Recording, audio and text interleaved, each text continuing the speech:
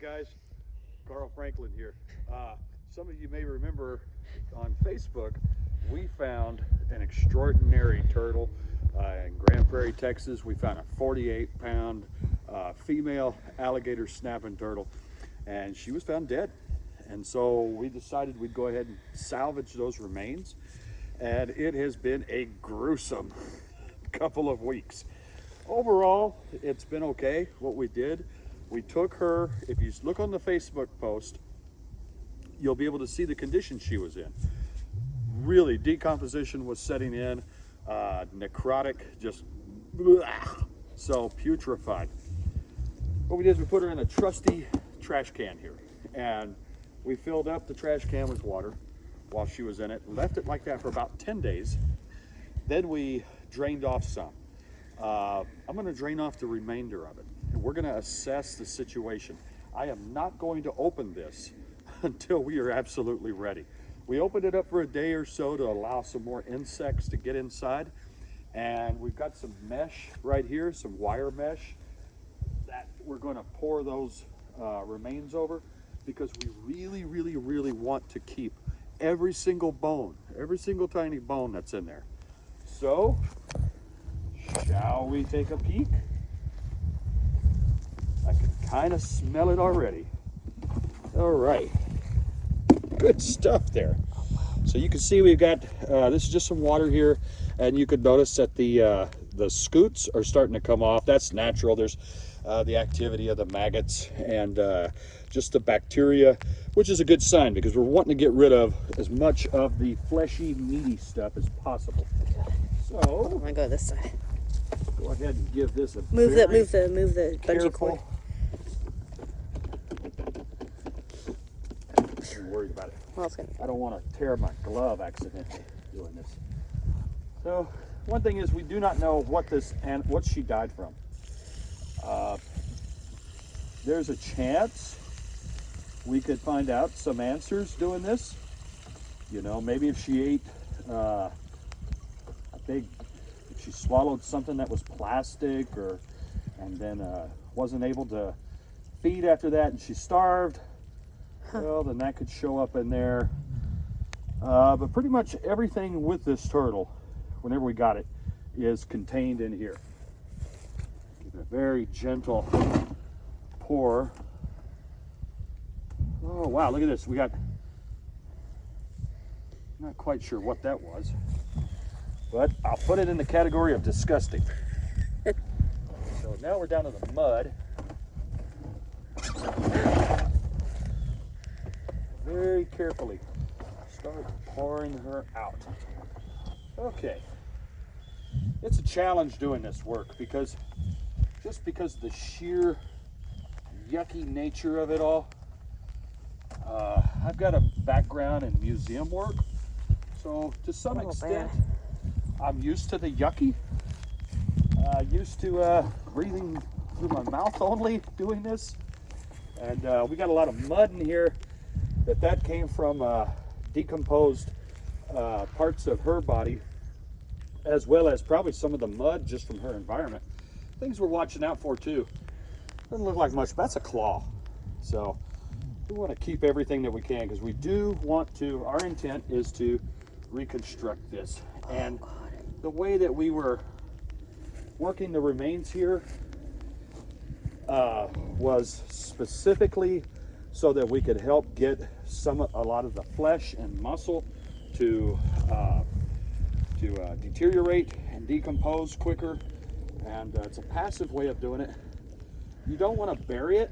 If you bury them, then you will lose lots of bones. Bones will be destroyed.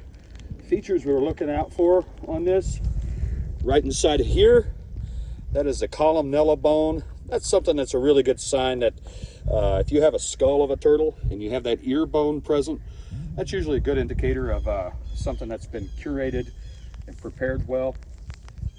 Take a little bit of water, do a very gentle rinsing, just knock away some of this stuff. Let's see what we're dealing with here. Here's something interesting. Yeah, there's a piece of a muscle. So That right there, that goes, that's a piece of the diet right there. Let's see here. So she had eaten some mussels, and mussels aren't something that are known to cause a blockage in the gut. But the fact that we've got the mussels there, here's part of the plastron. Go ahead and rinse that off.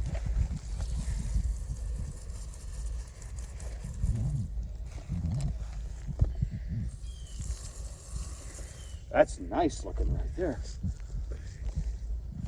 You have to be careful with these. All of these sutures can get the bacteria between them and get weak. So what we want to do is, with the attempt to reconstruct this skeleton, we may have to reinforce some of it with Elmer's glue, but that's a doable thing. You've got another feature that's really cool to keep intact. Let's take a look here. Okay, part of the tail. Look at that, we got, looks like pieces of pecan shell. That's all normal dietary stuff right there. All of the bones and the hands and everything, you also want to do what you can to keep those intact. Tell our camera person here to be careful while I give a gentle rinse.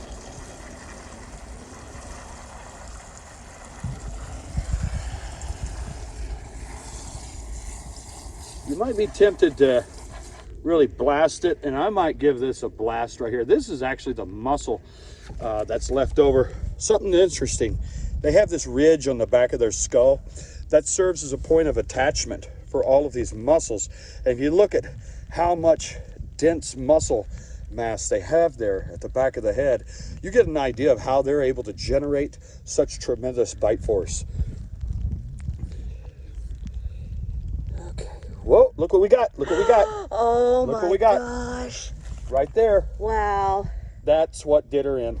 Wow. They don't survive that. That's what did her in right there. Put it against something because it doesn't show. There Okay. you go.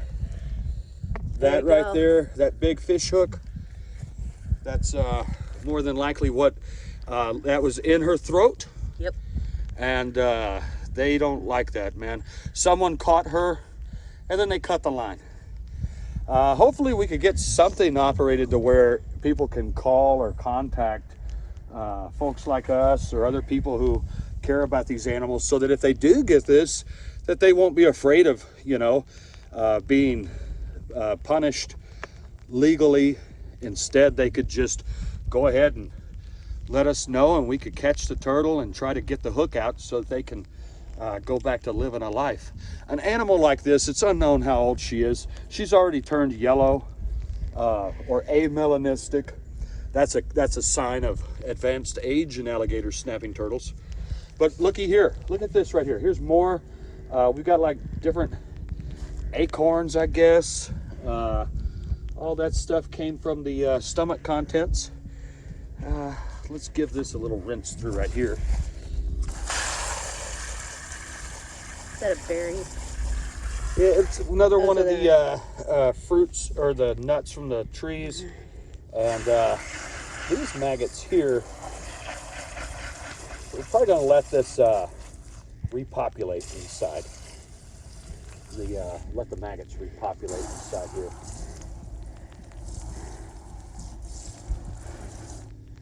Yeah, this mud is, this dirt that you see inside is consistent with the type of mud that is in the Trinity Basin.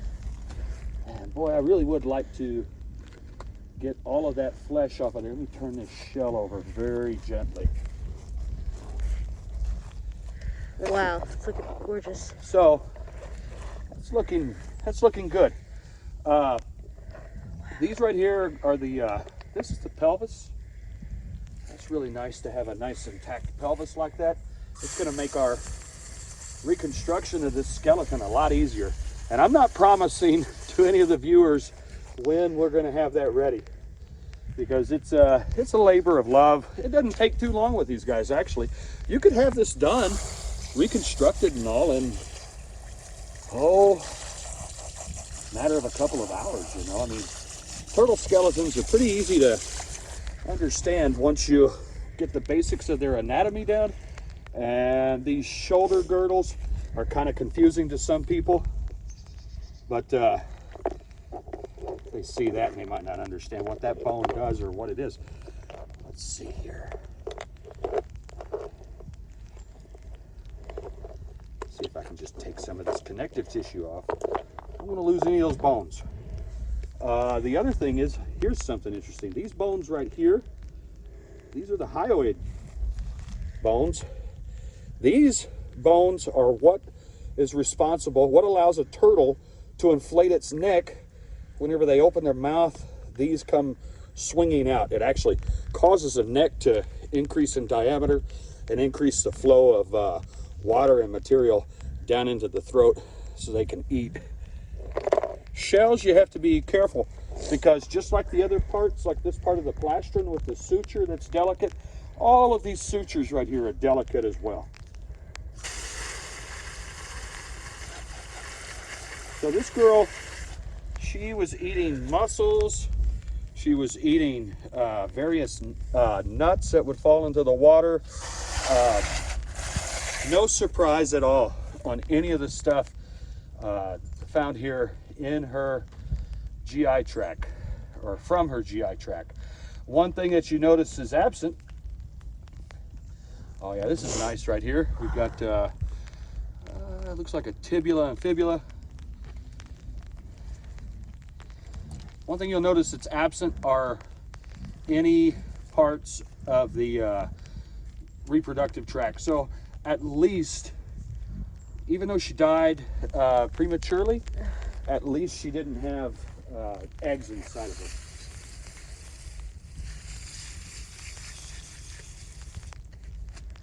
Let these pieces dry out.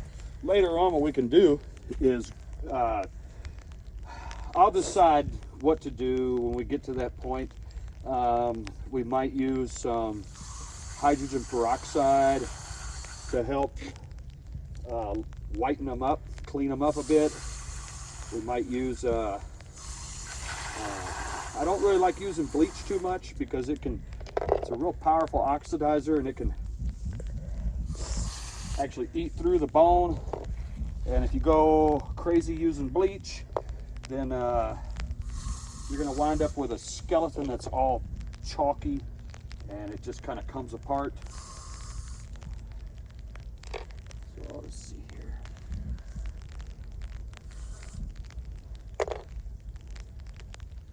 Some of the bones in here that I don't want to miss, and I got to be careful about, are the bones that make up the hands and the fingers. And that's why we use the really fine mesh right here. Getting the dietary items is always something of interest. At least for us it is.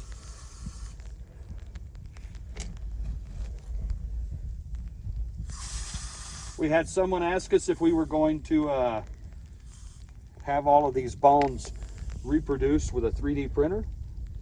And I think that's an excellent idea. I can't give you anyone out there a timeline on when we would expect to have something like that finished, but having that as a cool jigsaw puzzle is a neat idea to think about. This is the covering for the beak. Definitely want to keep that intact. Wow. Let's just put all these pieces in the shell that I want. Later on, we're going to sort out the stuff that she ate. We'll put that in a separate vial. The keratin from the shell we definitely want. We want the claws. At this point, there will be a challenge a little bit on getting right foot, left foot, you know, right hand, left hand figured out, but hey, we're good for something, so we'll be able to. Ooh, some of that get in your mouth? No. Okay, good. At least I didn't notice at this point. I'm gonna get some stills. What do we got here? You doing okay? Yeah, I was gonna get some stills. You're doing a super job there with the video. This is not for the faint of heart, but it's no big deal either. It's just what it is. golly. And that's something too. A lot of people with these turtles, they think they just eating fish all the time. They eat a fair amount of fish, no doubt about it. But man, these things are movers and shakers in the ecosystem. Several parts of the hand or foot. Right there's pour off some of that water. All this work that we're doing also is covered by scientific permit issued to us by Texas Parks and Wildlife Department. This is a protected species. Okay, so what I'm gonna do now, I'm just gonna put her, and here's something too we can show you. This is the, see how the vertebrae go on the neck here? So whenever she retracts her neck and her shell, it just folds back like that, like a letter S. And I know this is gross, but this is a real life anatomy lesson. So the turtles here in the United States, they all do this. There's another group of turtles in South America and in the old world that they do their head to the side. But these guys, ours here in the US of A, are what you call the hidden neck turtles. That's the suborder, and they'll hide their necks like that. So I keep everything together here. I'm just gonna kind of put it around like that. And we're back in there. There's a little bit of water in there still, but not too bad. Bits of skin like this, you don't want to throw away because they've got your hands right there and the claws. So I will set that in here as well. Now this is going to stay damp, which will be okay. It's going to be fine. We're going to be watching it, and I like already where we're at. So possibly in a week or so, we might get some more insect activity working on the meat, and that will really help clear it out and get the help with the skeletonization. Another thing that's neat, if you ever get a chance to go through these keratin scoots, by the way, we want them as well. We don't want to just do a reconstruction featuring just a skeleton. I can do it also with the keratin on there. Sometimes the keratin on the head doesn't last, but if we get the keratin scoots on the shell, that's extra bonus. And then later on, we'll get all these food items sorted out, and we'll get them sorted out and cataloged as well. A quick rinse here. Big mussel. Look at that. That's a pecan. Or not sure what that is. If that's a pecan or like a walnut or something, but definitely something that it ate. It's the tail. It's nice to keep these vertebrae as intact as possible. That way, whenever you go to reconstruct them, it's real simple. The hole, oh, that's coming apart. But the hole through it, you can take a piece of wire and run the wire through the length of the vertebrae there.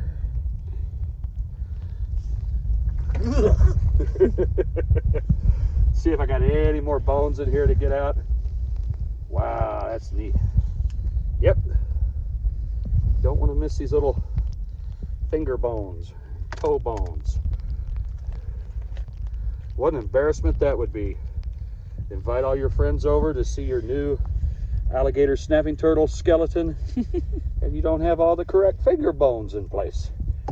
There's the claws. We'll keep those. All right, guys. Well, just about done with this. Thank you for watching, and we'll try and have a video.